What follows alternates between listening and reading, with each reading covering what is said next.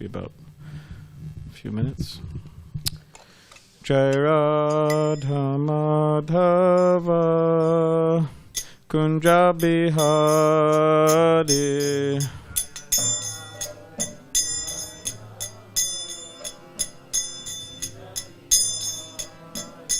Jaya Radha Madhava Kunja Bihari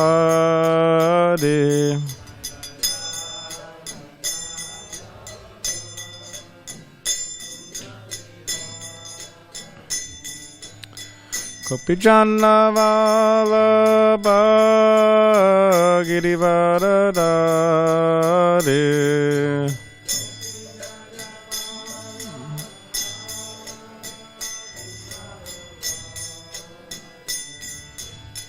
Kopijana Vallabha Girivaradari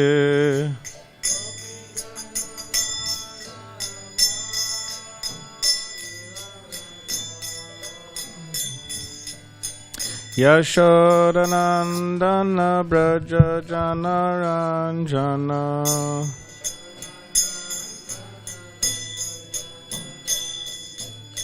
Yashodanandana Braja Janaranjana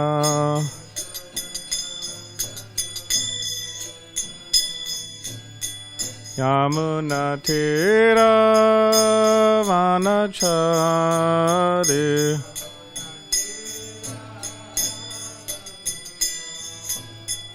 Yamuna Tira Vanachari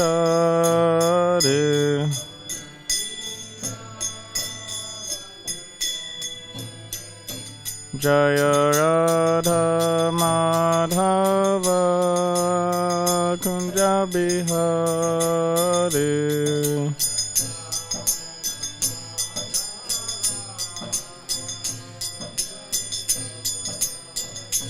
Jaya Radha Madhava Kunja Bihari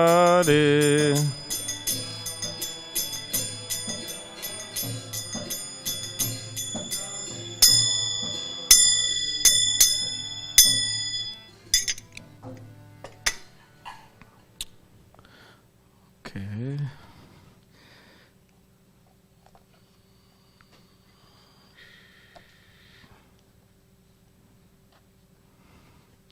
So good evening, everyone. Hare Krishna. Welcome to Connor and company and everybody else. So yeah, as I'm sure you all know, today is Mother's Day. So I thought we would just discuss Mother's Day in relation to the philosophy of Krishna consciousness. So to begin with, there's a verse from the Bhagavad Gita. This is from chapter 9, which is entitled The Most Confidential Knowledge, text 13. So if everybody could please repeat after me. Om Namo Bhagavate Vasudevaya. Om Namo Bhagavate Vasudevaya. Om Namo Bhagavate Vasudevaya. So this is, yes, Bhagavad Gita, chapter 9, the most confidential knowledge, text 13. Mahatmanas tumam parta daivim prakritim ashrita bhajantyananya manaso gatva bhutadim avyayam. Translation, English translation. O son of Pritha, those who are not deluded, the great souls, are under the protection of the divine nature. They are fully engaged in devotional service because they know me as the Supreme Personality of Godhead, original and inexhaustible. Purport, commentary. In this verse, the description of the Mahatma is clearly given. The first sign of the Mahatma So Mahatma, great soul. Atma's soul, and Maha is great, so great soul. The first sign of the Mahatma is that he is already situated in the divine nature. He is not under the control of material nature. And how is this effected? That is explained in the 7th chapter. One who surrenders unto the Supreme Personality of Godhead, Sri Krishna, at once becomes freed from the control of material nature. That is the qualification. One can become free from the control of material nature as soon as he surrenders his soul to the Supreme Personality of Godhead. That is the preliminary formula. Being marginal potency, as soon as the living entity is freed from the control of material nature, he is put under the guidance of the spiritual nature. The guidance of the spiritual nature is called Daivi Prakriti, divine nature. So when one is promoted in that way by surrendering to the Supreme Personality of Godhead, one attains to the stage of great soul, Mahatma. The Mahatma does not divert his attention to anything outside Krishna, because he knows perfectly well that Krishna is the original Supreme Person, the cause of all causes. There is no doubt about it. Such a Mahatma, or great soul, develops through association with other Mahatmas, pure devotees. Pure devotees are not even attracted by Krishna's other features, such as the four-armed Mahavishnu. They are simply attracted by the two-armed form of Krishna. They are not attracted to other features of Krishna, nor are they concerned with any form of a demigod or of a human being. They meditate only upon Krishna and Krishna consciousness. They are always engaged in the unswerving service of the Lord in Krishna consciousness. Om Jnanativedandasya Gananjana Shalakaya Chakshulanmilitam Yena Tasmai Shri Gurave Namaha Mukam Katitavachalam Pangam Langayate Girim Yat Kripatamaham Bande Shri Gurun Didataranam Vansha Kapadribishta Kripa Sindhubevacha Patitanam Pavanebhyo Vaishnavebhyo Namo Namaha Jaya Shri Krishna Chaitanya Prabhu Nityananda Shri Advaita Gadadhar Shivasari Gaura Bhaktivinoda Hare Krishna Krishna Krishna Hare Hare Hare Rama Rama Rama Hare.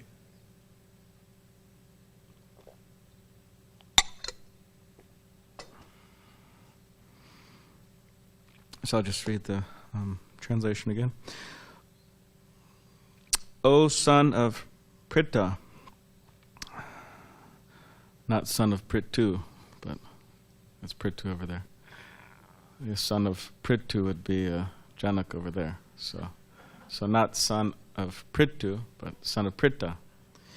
O son of Pritha, those who are not deluded, the great souls, are under the protection of the divine nature. They are fully engaged in devotional service because they know me as the Supreme Personality of Godhead, original and inexhaustible.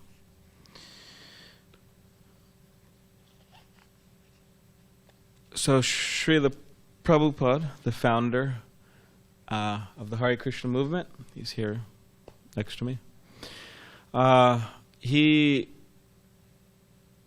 first came to America in 1965 and then managed to establish some temples here in America. And then he thought that he would go back to India and establish Krishna consciousness there.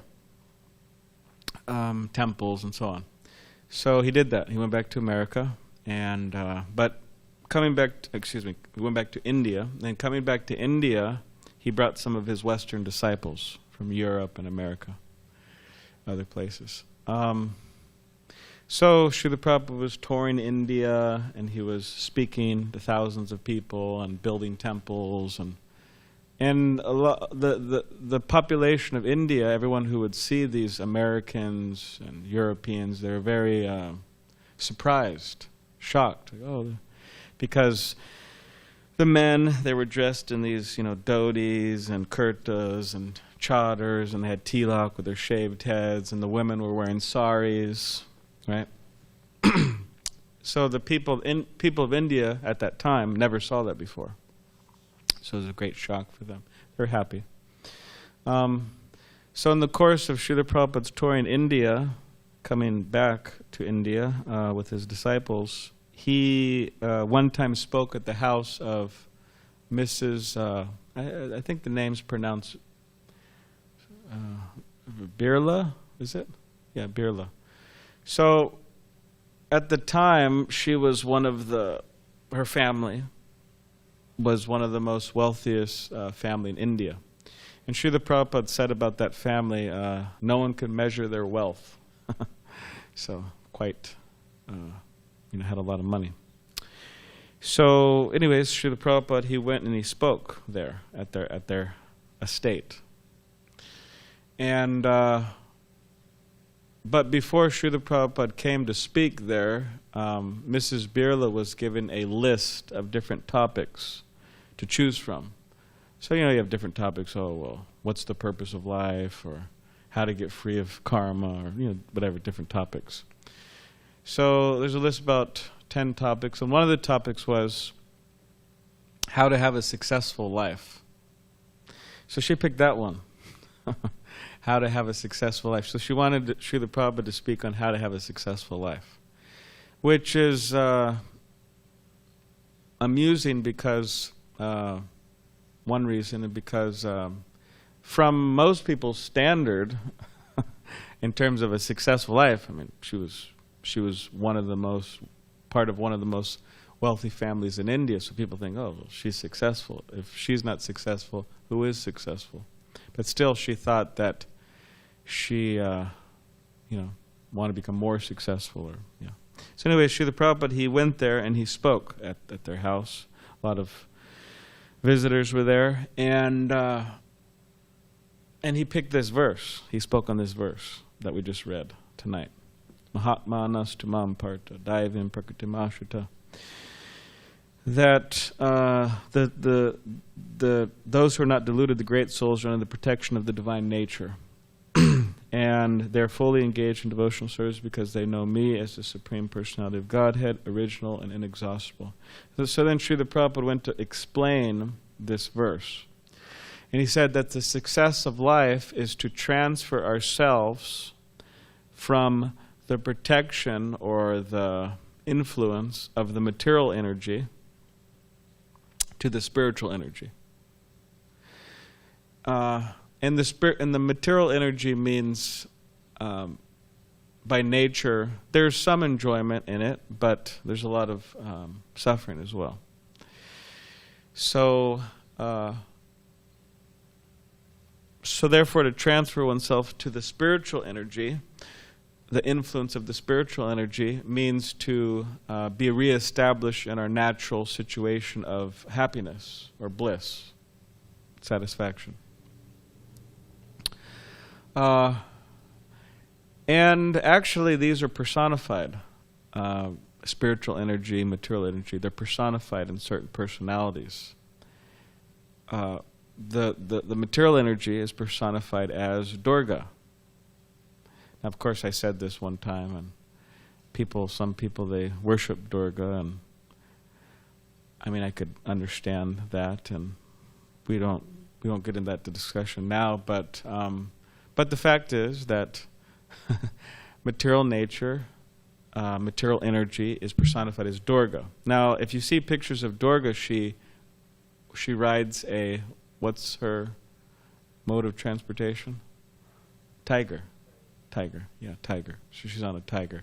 She has many arms, and what is she holding in those arms? Different weapons, right? So one of the weapons she's holding is like a trident. It's like a trident, yeah, trident. Trident with 3 prongs, right? They call it prongs, to pierce people. So this trident that she's holding with the 3 prongs, it said that she's piercing the living entities of this material world. And these 3 prongs represent the threefold miseries of material existence. So, in other words, the pain caused in this world. For example,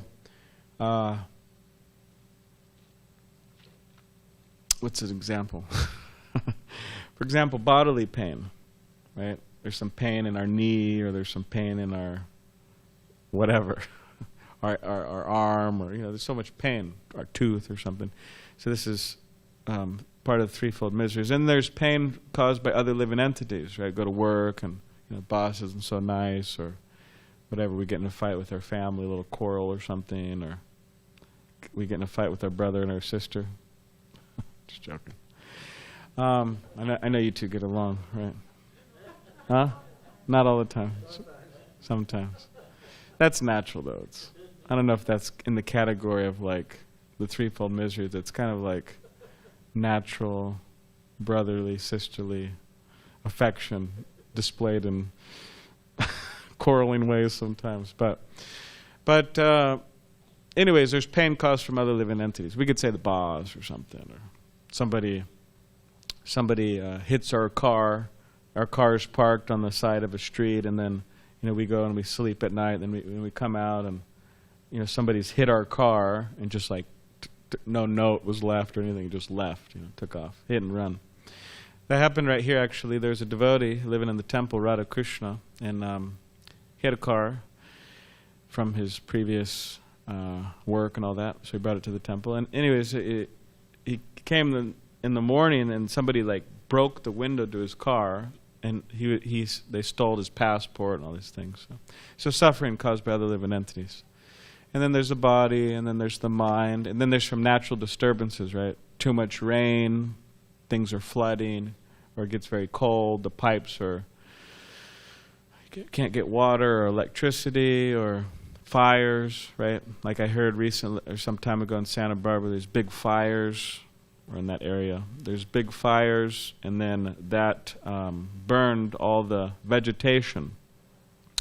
Hare Krishna. That burned all the vegetation, right? The trees and everything. So then after some time, it began to rain, like a lot for Santa Barbara. And that caused mudslides, which a few people got injured, and some people got killed, and so on. So suffering caused by natural disturbances from nature. So there's different things that we undergo. So Durga, she has this trident with the 3 prongs, which represent the threefold miseries of material existence, and she's jabbing the living entities, all living entities, animals and humans, but there's a purpose to that, actually. There's a purpose to that, and the purpose of that is to, let's say, wake them up, like a wake-up call.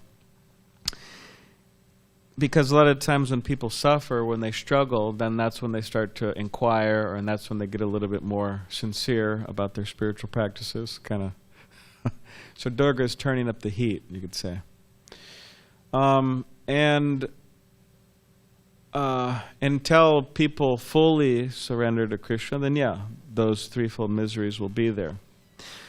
So taking shelter of the material energy means taking shelter in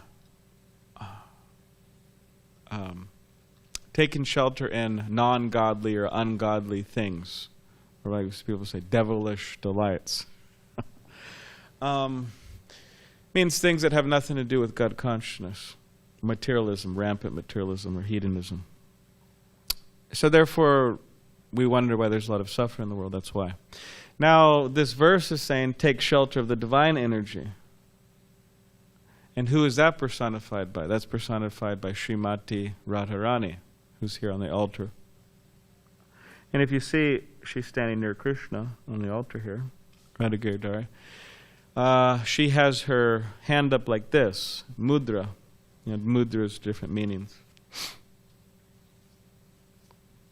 So this mudra that she has, it means don't worry. Everything will be okay, don't worry. It's good. So the idea is that if we take shelter of the spiritual energy personified as Srimati Radharani, the most dear servant of Krishna, Supreme Mother, Mother's Day, then we feel satisfied, we feel happy, we feel protected. And it's not that you have Durga with these trident and the 3 prongs jabbing us, Hare Krishna. And then you have Srimati Rani with her mudra like this, don't worry. Of course, Durga is the expansion of Radharani, but... And how Srila Prabhupada says in the purport, okay, that a devotee is not under the control of material nature. And then he says, how is this affected? This is explained in the 7th chapter. One who surrenders to Krishna becomes freed from the control of material nature. Mamai vangsho jiva loke sorry, that's... What's that one? Devi hi sagunamayi mame maya. Hey, where's that voice coming from? It's coming from the... She's listening on Zoom, Danvari. Devi esha gunamayi mama maya daratya mameve prapadyante maya me tam tarantate. So Krishna says in the Bhagavad Gita, one who surrenders unto me, Krishna says, they become free from Maya, the control of Maya. Illusion.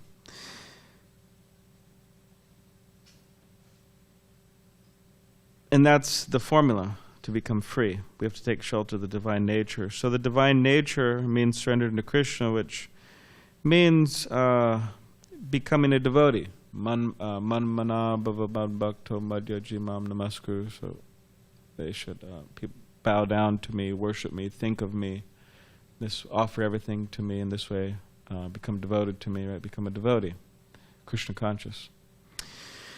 So that's a sure way of getting free from the control of material nature, which is a sure way of getting free from these jabs. Now, of course, anyways. So in the Nectar of Devotion, there is a beautiful description. This is a very important book, the Nectar of Devotion. This is a summary study of Srila Rupa Goswami's Bhakti Rasamrita Sindhu. Srila Rupa Goswami is a great devotee in this tradition. And Srila Prabhupada, he did a summary study of that book, which is practically I read that book also, but it's practically a word-by-word he practically adds everything in this book that's in the original book. And Prabhupada titles it, the Nectar Devotion, the complete science of Bhakti Yoga. So this is a complete science here.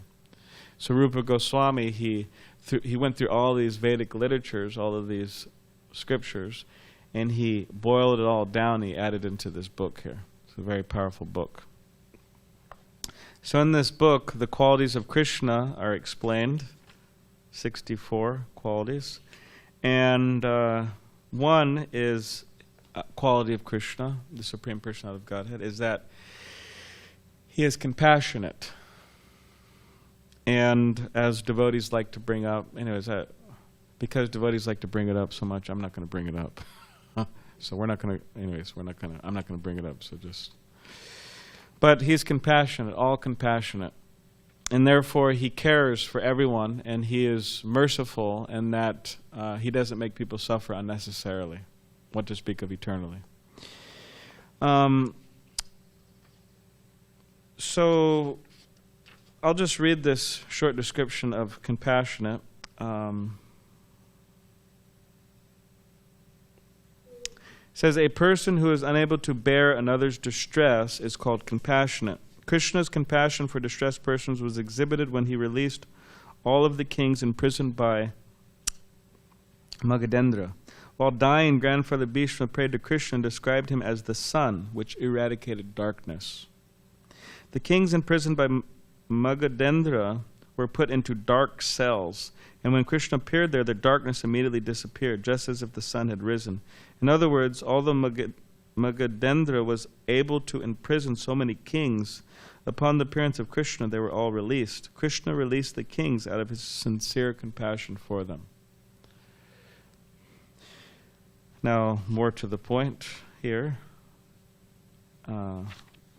Krishna's compassion was also exhibited when Grandfather Bhishma was lying on a bed of arrows which had been shot through his body. Lying in this position, Bhishma was very anxious to see Krishna, and thus Krishna appeared there. Upon seeing the pitiable condition of Bhishma, Krishna began speaking with tears in his eyes. Not only was he shedding tears, but he also forgot himself in his compassion. Therefore, instead of offering obeisances to Krishna directly, okay, so this is really getting more to the point. This next few sentences here. Therefore, instead of offering obeisances to Krishna directly, devotees offer obeisances to his compassionate nature.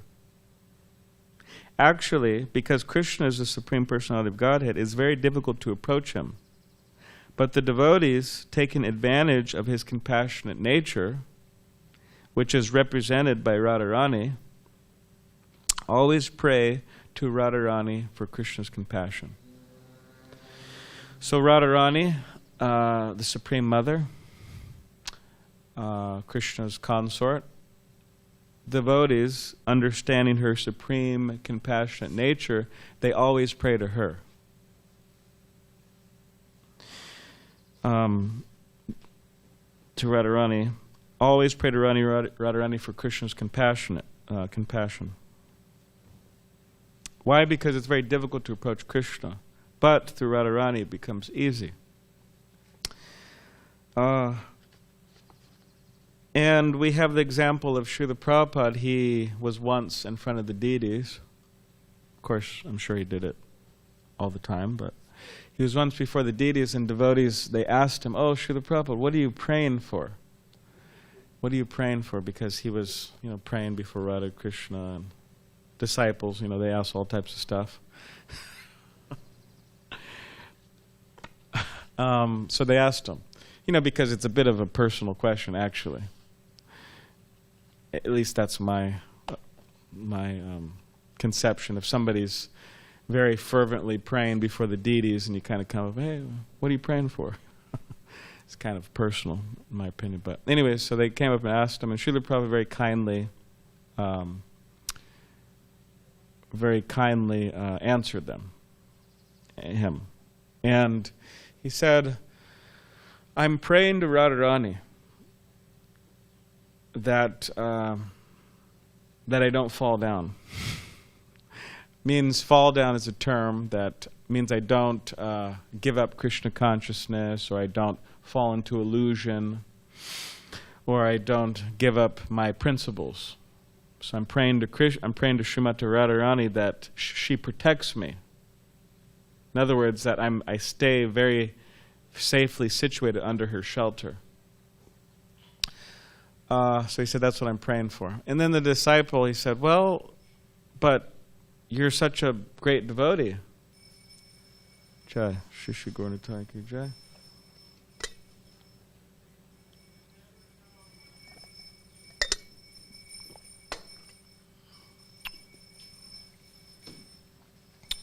Jai Jagannath, Baladev Subhadra. Jai Shishi Radha Giridhari.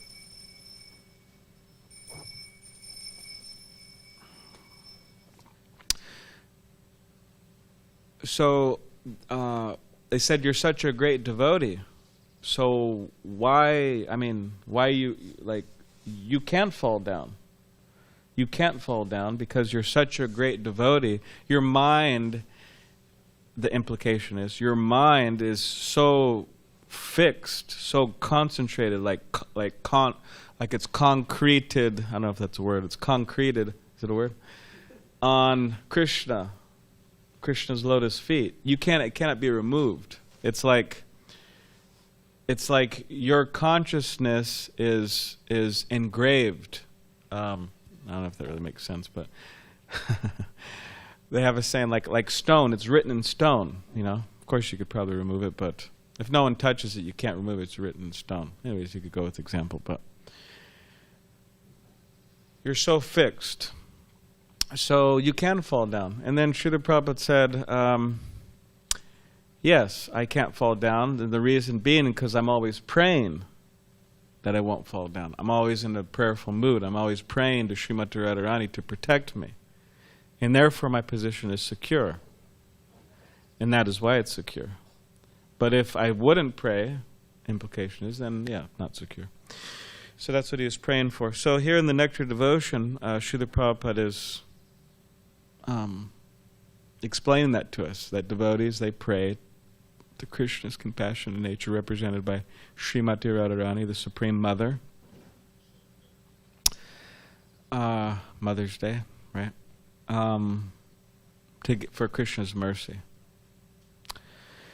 So, for those of us who have began the process of Krishna consciousness, and those of us who have continuing, and some of us have been doing it, trying to engage in it for months, years, decades, however long we've been engaging in the process is the same. Means that this is very important, to always pray to Srimati Radharani, Supreme Mother, to protect us. And once His Holiness Radhanath Swami, he was asked, to those of you who know him, he was asked, behind, now of course some people, I don't know, nowadays it's hard to say any statement that people don't have a problem with. Somebody has to have a problem with it, you know. Of course, maybe there's some statements that people don't have problems with. I guess those are like really super non-philosophical statements. Like, oh, nice sunset. I don't think people have a problem with that, you know. Hey, what do you mean that's a nice sunset? You know, you can't say it's a nice sunset, and, you know, there's people, anyways, there's people suffering somewhere where there's not a nice sunset, and, you know, how can you say that? Or maybe they won't give you a hard time for saying something like that. But when you start getting the realm of theology, philosophy, logic, reason, then yeah, there's gender roles or this or that or whatever, then it's a whole kind of messy situation. But anyways, I would think someone would have a problem with this statement. But nonetheless, this question was asked to His Holiness Radhanath Swami, and nonetheless he gave this answer. So, and I thought it was Mother's Day appropriate. So, so the question he was asked was that behind every great man, there's a great woman.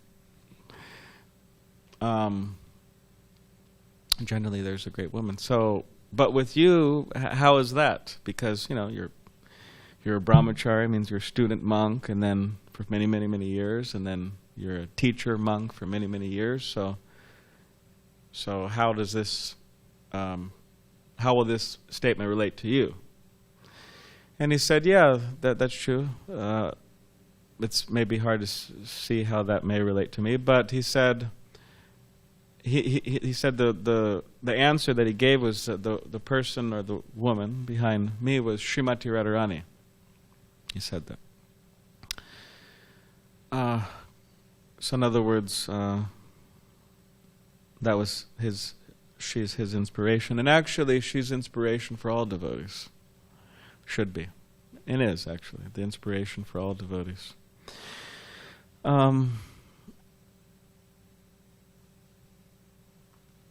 And as above, so below. So as in the spiritual world, a reflection of the material world is a reflection of the spiritual world. So this compassionate nature represent this personification of love of Krishna, or compassion, as Srimati Radharani, very merciful. In this world, you have the reflection is the women of this world.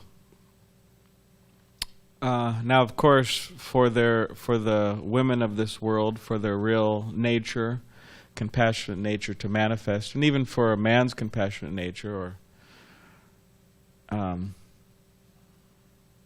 for anybody's compassionate nature to manifest, at least according to the philosophy of Krishna consciousness, is that we have to soften our heart through the process of bhakti, or else our heart remains very hard, means very selfish, self-centered, cruel even, to different degrees.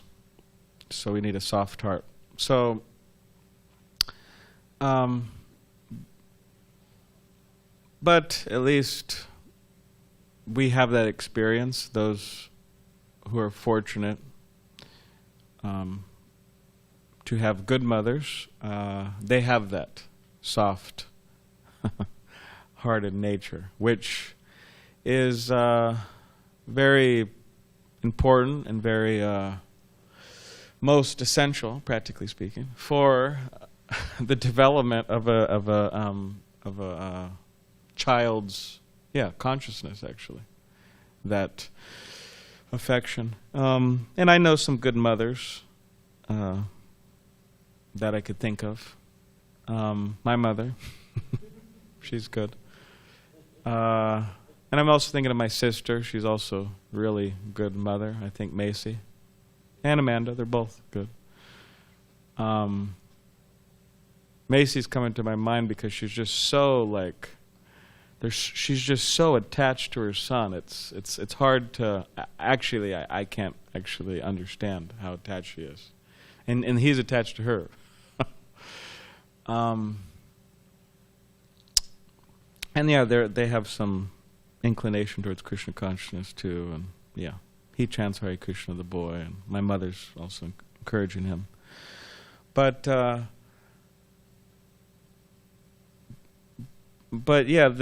it's important because it's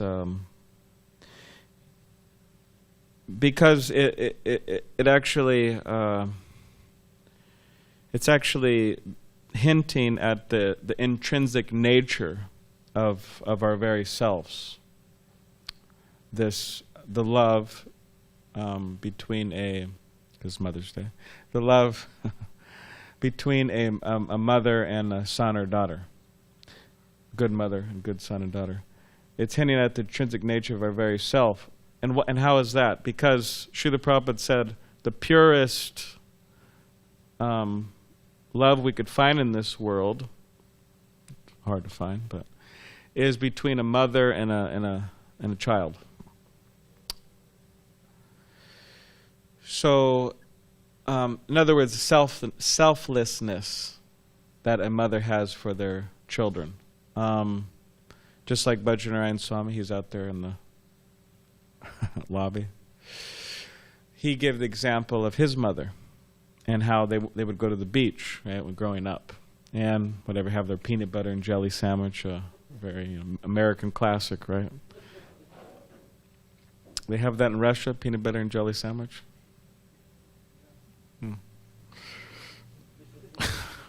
American culture is spread throughout the world. I think it originated in America, but they probably got it in India now too, right? Peanut butter and jelly sandwich. Anyways, so he would go to the beach with his mother, and he would give the example that, kids are kind of like, they're a little wild sometimes, especially when they're young, a lot of energy. So somehow or other, through their rambunctiousness and enthusiasm to enjoy at the beach, some of the sandwiches fell in the sand, Nothing's worse than a sandy sandwich, right? Sandwich. Yeah, good one.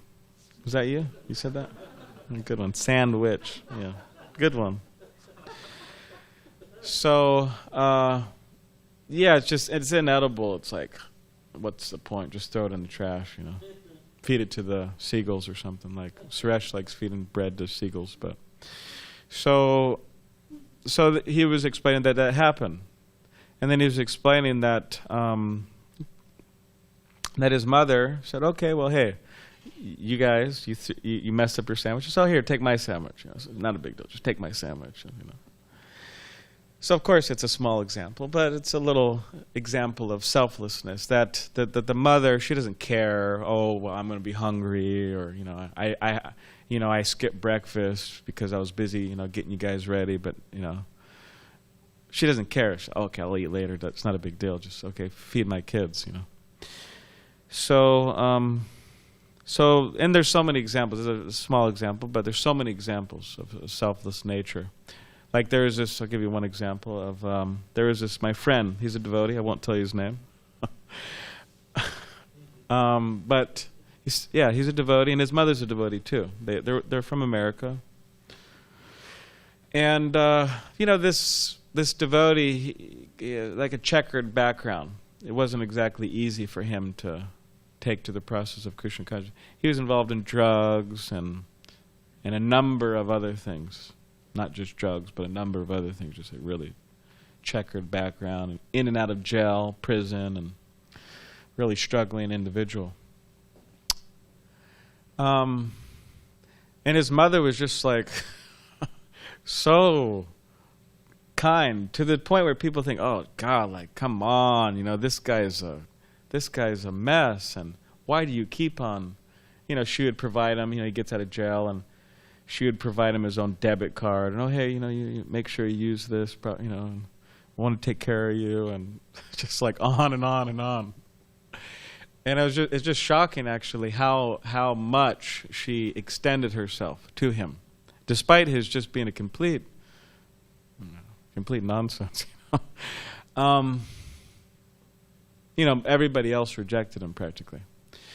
So then, but over years, and still she was a devotee, and he was also struggling, practicing Krishna consciousness. But then over years, I take it as through her mercy and her compassion and her soft-heartedness, he came around. Like he started getting his act together. Now he's well situated. He's initiated by His Holiness Indrayumna Swami, and very enthusiastically. And he's a brahmachari in the temple. So in other words, he's doing good. And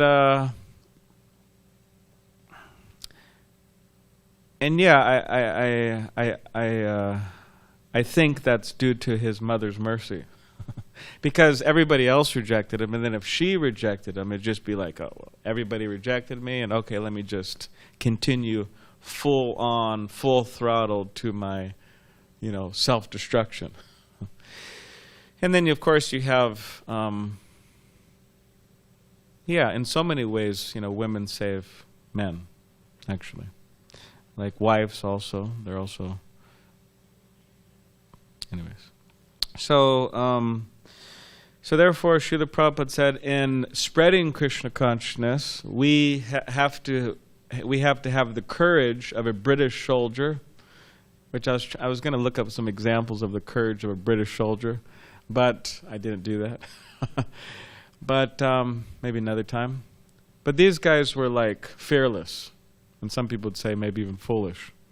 They were so courageous, just like, just charging into war, ready to sacrifice their lives.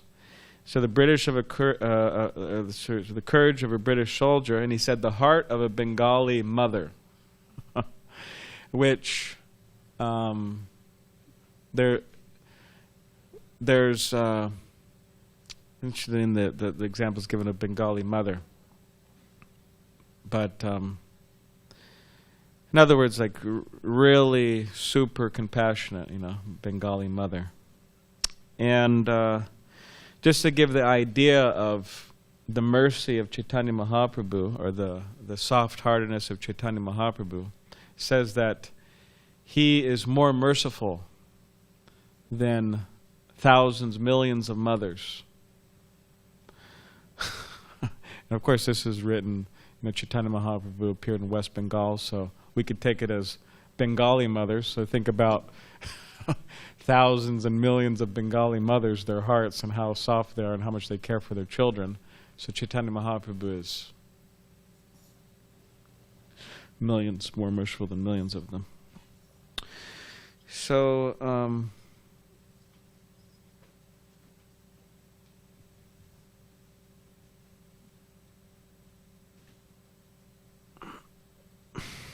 it's,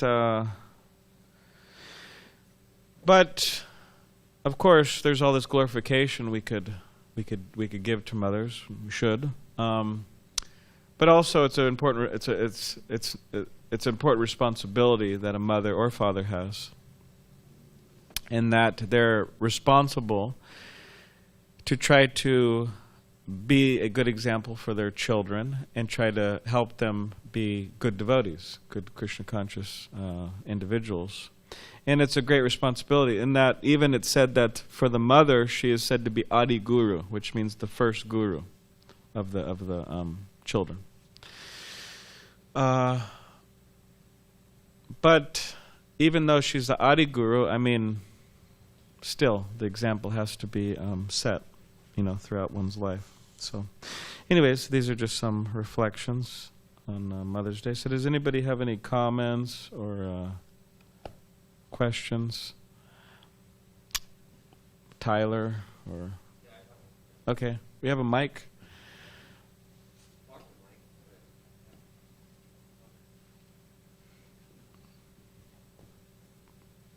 You could just ask the question, and I'll repeat it. Or comment. It was about the shloka that you read. Mm-hmm. I wanted to make sure I understood because I was trying to remember it. Are you familiar with the first shloka that you read? Well, I better be familiar with it. Yeah, I'm familiar with it. It was saying that it was about compassion and stress, and it was saying You could talk into the mic. Yes. And Okay. Thank you, Balaram. That was wonderful Mother's Day conversation, and it was very relevant to mothers. So it was very well done. Thank you. It was just a technical question about the shloka because I didn't understand what they meant. If I remember correctly, and it was like a little bit ago, where they said that someone who cannot tolerate the stress of others has compassion for them. Is it? I was wondering it's why. here. Yeah, I was just asking why is that so? Okay. If that's how I remember the shlok, was that one Yeah, who cannot tolerate the stress of another has compassion for them? Let's see here. And if that was the case, I was asking, why do you think that's so? Let's. A person who is unable to bear another's distress is called compassionate. So, can you explain why that is? Okay. So? Yeah. Well, I mean, there's people who are like, sadistic or something. They're like seeing people suffer. There's people who don't care and whatever. But a person who is unable to bear another's distress, in other words, they can't tolerate the suffering of others. They are said to be compassionate. So, and that's the whole, you could say, motive of people who like welfare work. Welfare work, that means people are suffering, and I'm going to do something about it. I'm going to give some money, I'm going to give my time, or I'm going to give my life, and I'm going to try to alleviate people's suffering. Or people sometimes have become doctors for that, or because, for those who are, not just after the money or something, but for those who feel, okay, I want to help people. They're having a hard time tolerating the suffering of others. And that's also what the welfare work of Krishna consciousness, or giving knowledge of Krishna. We're having a hard time tolerating the suffering of others, so let us distribute knowledge. And that's compassion. So, yeah. So that's their motive, their inability to tolerate the distress makes them motivated to be compassionate? Yeah. That's awesome. That's a good way to handle that feeling you have. Yeah. Because the feeling, thinking, feeling, willing. So feeling results in action, right? It results in action.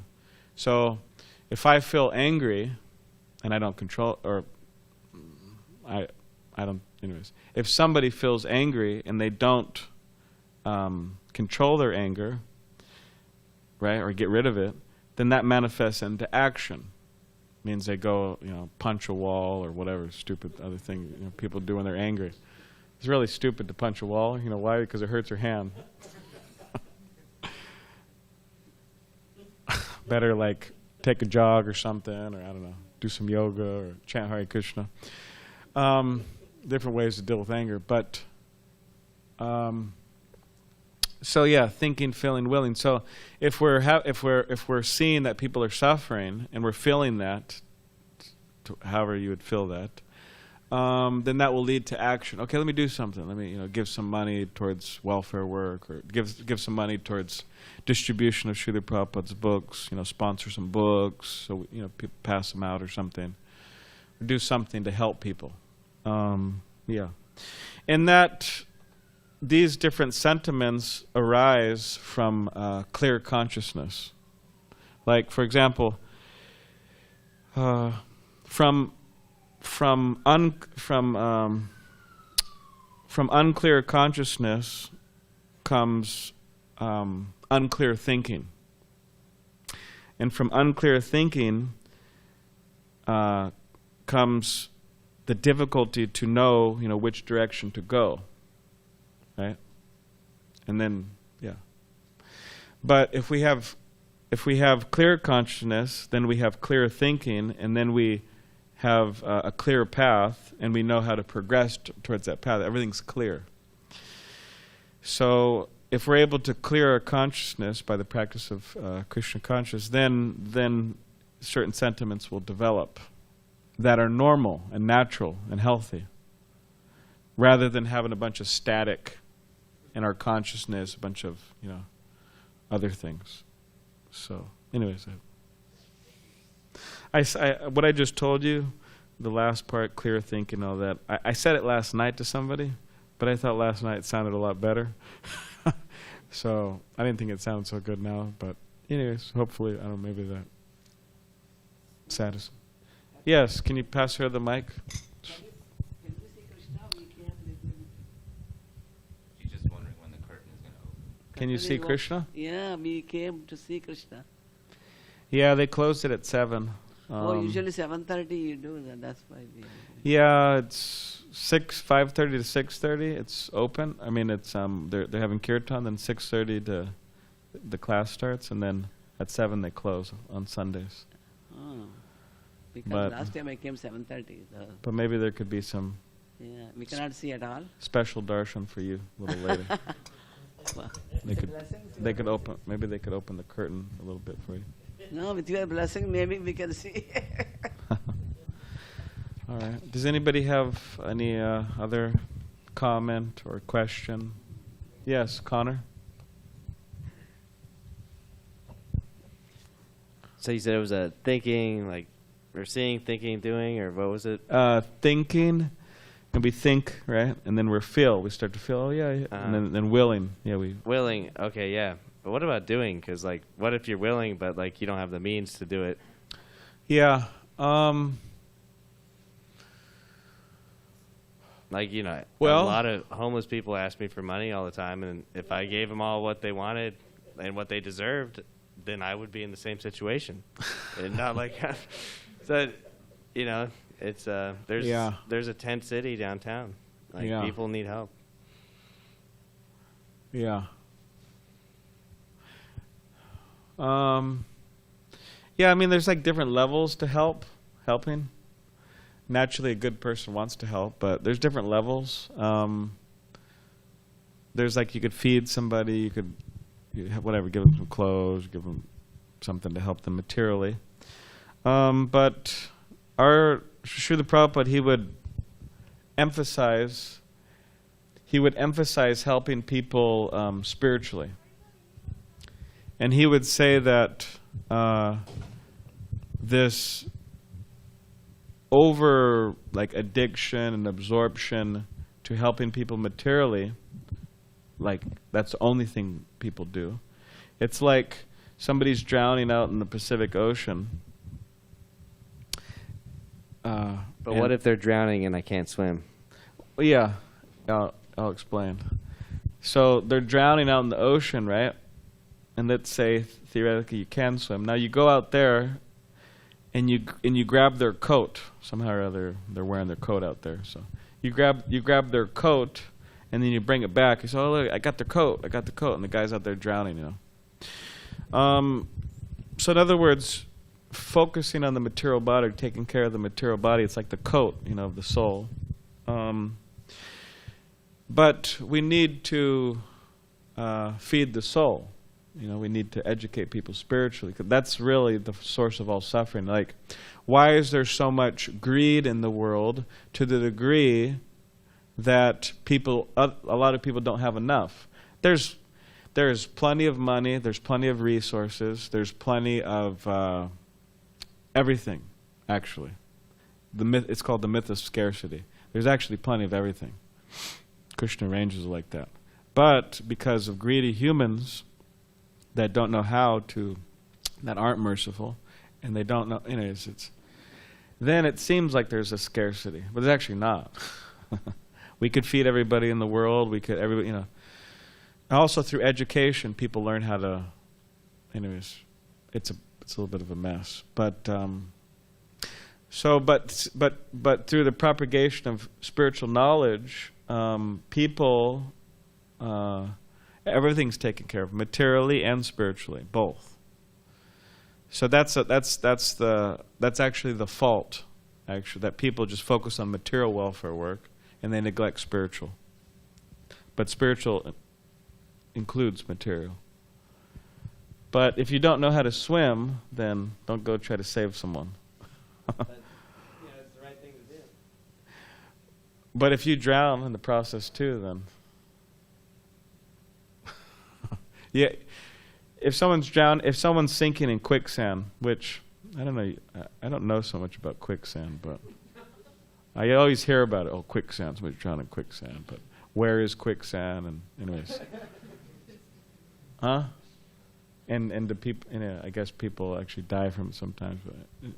But you see it in the movies, right? Of course, when I was a kid, I'd see it in the movies. But so quicksand, right? Somebody's like sinking, and then so of course, naturally, you want to try to grab the person and pull them out, and that's what good people want to do, not just let the guy sink, So, but I mean, we have to have the strength, to pull the person out, or else they'll may try to pull us also.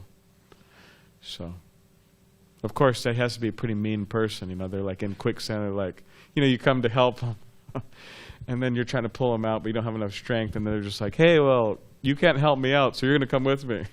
It's kind of really mean, but anyways, this is an example. Examples are crude sometimes, not perfect. So, all right, does anybody have any last comment or question? Yes. Hare Krishna, Prabhu. I think, Danvari, there's a person who has a question here, and then we could take your comment or question. You could pass it to him. Thank you, no problem. You could pass it to him. Yeah, thank you for your talk today. It was really, really good. Thank Spot you. on. I've really identified with that, and that was really awesome. Thank you. My question is pretty simple, and it's pretty not too philosophical. It's basically pretty simple. All these stories, like for example, the woman that rides around on a tiger. Yes. The other woman that holding her hand up Yes. or whatever. All these stories of wars and all these stories of Yeah. Krishna and all his servants and Yeah. all this. Is this something that the Krishna consciousness community takes or is supposed to take literally, or are these known and open metaphors for the nature of God? Okay, thank you. Well, for those who are, serious bhakti yoga practitioners, then they take it literal. There is a personality, Srimati Radharani, who has this, there is a personality, Durga. Now, of course, if you go to college or something, they say, oh, this is all mythical and made up, and right. So we take it literal. And most of the things are like that. They're most literal things. Now, of course, someone may say, oh, well, that's just kind of too much, But, I mean, it's a thing that happens in all religious circles, spiritual circles. There's millions of people who accept Jesus Christ walked on water and healed the sick and, things like that. That's quite mystical, magical, right? But there's millions of people who accept it. And they're serious about it. So similarly, there's millions of people who accept that Krishna did this or Krishna did that or Krishna exists. Now, of course, there's plenty of atheists who don't accept either of these things. But then what are the atheists left with? Practically they're left with their senses, the urges of their senses and mind, and they come up with their own stories like Star Wars, and I'm not like a hater of Star Wars or something necessarily, but but they come up with all different types of things to fill that need. It seems it's a intrinsic need, actually. Meditating and thinking about something very powerful or great. So we have like the divine couple, right? Radha, Krishna. It's the divine couple. So one devotee said that people go to Disneyland. They go there to visit the divine couple. You know who that is? Huh? Yeah, Mickey and Minnie. Fictitious rodents. So that's there. We have to meditate on something. So, and these things might seem quite like far-fetched, but there's a lot of philosophy, a lot of logical things that could be accepted. Means things that can easily be accepted on a logical basis. So we could accept those principles, those tenets, that make sense to us. And what to speak of the practice of chanting Hare Krishna. It will bring happiness. We experiment with it, and it will have an effect. So we could experiment with the chanting. We could accept those things that are easy to accept logically. And the other things we could just put on the back burner. Okay, this is kind of like a little far-fetched, but I'll chant Hare Krishna, and I'll read Bhagavad Gita, which is largely philosophical work. And in this way, over time, maybe these other things become a little bit more acceptable to us, or how it makes sense and things like that. So, all right, thank you. All right, so one last Dhanvari, and then we could. Thank you, Hare Krishna Prabhu. Wonderful class. I just wanted to say very nice class on Mother's Day. Thank you. All right, thank you very much. Hare Krishna. All right, so now we have some to-go boxes out here, so full of dinner for all of you. So please make sure you get your box, and so we'll be doing this next Sunday. Thank you. Happy Mother's Day too. Hare Krishna.